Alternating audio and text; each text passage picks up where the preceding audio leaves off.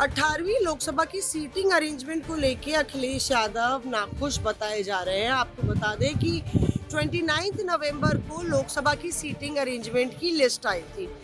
अब ये लिस्ट में कौन सा नेता कहाँ बैठेगा, फ्रंट रो में कौन होगा, पीछे कौन होगा, ये सब तय होता है।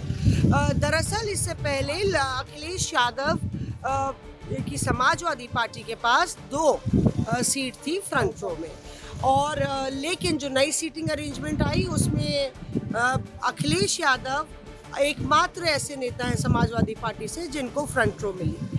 आपको बता दें कि अखिलेश यादव की सीटिंग 355 है और सुदीप बंदोपाध्याय तृणमूल कांग्रेस की जो नेता है सदन में, वो उनके बगल में बैठे हुए हैं। ऐसे में अखिलेश को ये नागवार गुजरा कि अवधेश प्रसाद, जो कि अयोध्या के सांसद हैं समाजवादी पार्टी से, उनको डिमोट करके, यानी कि उनको फ्रंट रो से पीछे सेकंड रो में पहुंचा दिया गया है।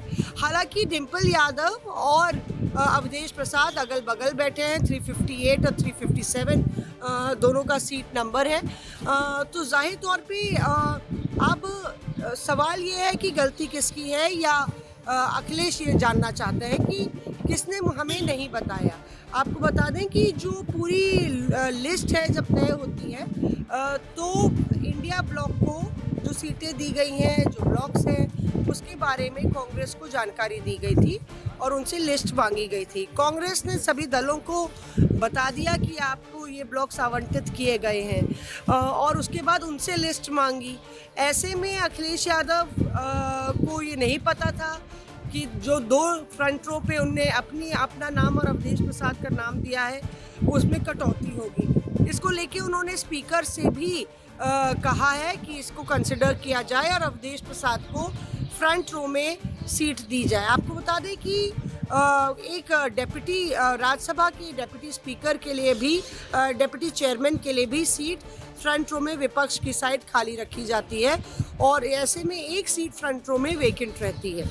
अब ये सुनने में आया है कि अखिलेश यादव ने कांग्रेस को इसके लिए धन्यवाद कहा है और कहा है उनको ये लगता है समाजवादी पार्टी को कि अगर ऐसा हो रहा था तो इसके बारे में बताना तो चाहिए था कांग्रेस को कि इस तरह से हो रहा है, ताकि समाजवादी पार्टी इस मसले को उठा सकती, लेकिन ऐसा हुआ नहीं। और इसको लेके खास तौर पे अखिलेश यादव ने अपनी नाराज़गी जो है वो जाहिर की है। हालांकि डिम्पल यादव से हमने बात की थी तो उन्होंने कहा था कि स्पीकर इस मसले को कंसिडर करेंगे। ये गेंद तो स्पीकर के पाले में है और स्पीकर ही इस पर फैसला सुनाएंगे।